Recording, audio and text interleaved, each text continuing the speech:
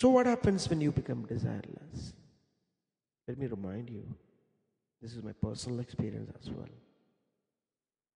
When you don't desire, when you don't need anything, the whole universe is under your disposal. And when you desire, nothing is yours. It's a crazy universe. All I can tell you how it works.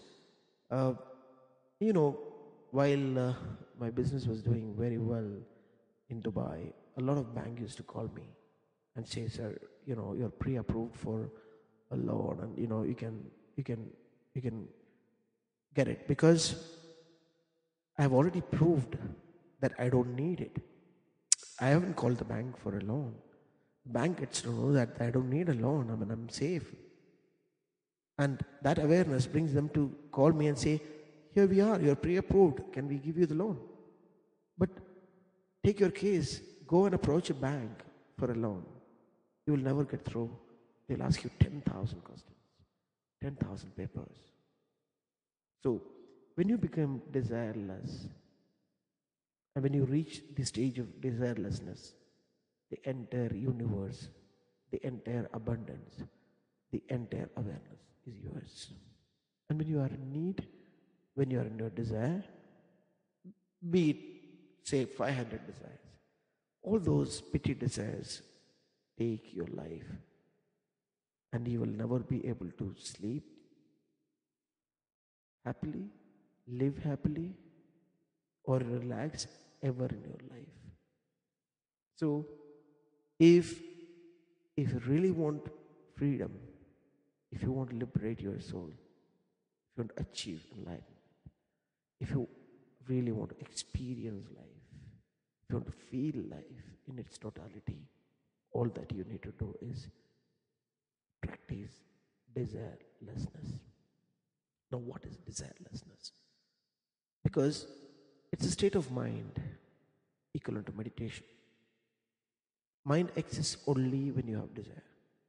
The moment your desires are off, let's take the case of you, say, you have a desire to, to find a partner of your choice, and then you fall in love.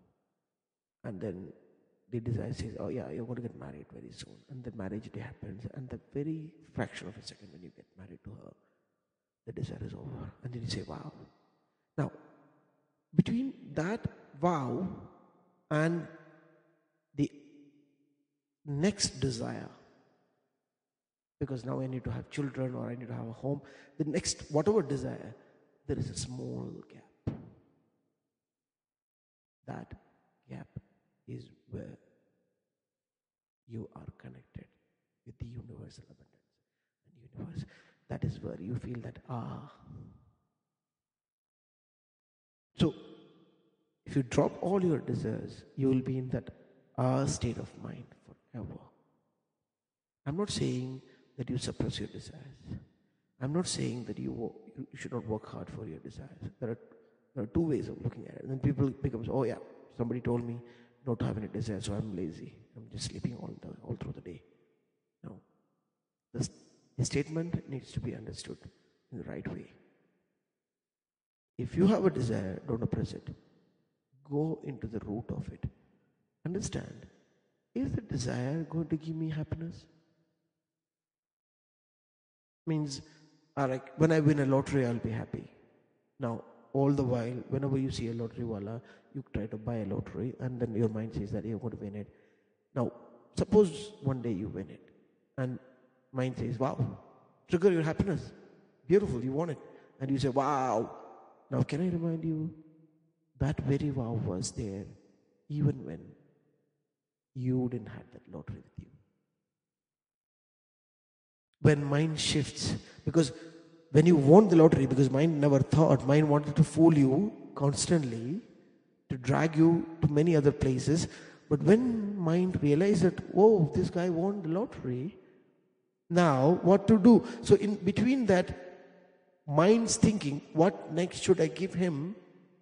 You are shifted to your self, to your center, There is no religious practices required. There is no need of killing yourself. It is as simple as that. Between two thoughts, between these words, between your breaths, that small gap, that silence, that center is what all happiness is all about. But unfortunately, people with money, power, everything, they go behind more desires and they live the life of a beggar. I've seen many multimillionaires living the life of a beggar because they can only be happy in that moment when they get the next achievement. Until that time, they are long phases. But living a desireless state of mind, you are an emperor. Your happiness is not on any of the desires that you have achieved. You are in that gap, that wide gap where mind is in. Means you are living, walking, eating. You are in Zen. You are in that. You are in that pure beingness. You are in that pure awareness. So if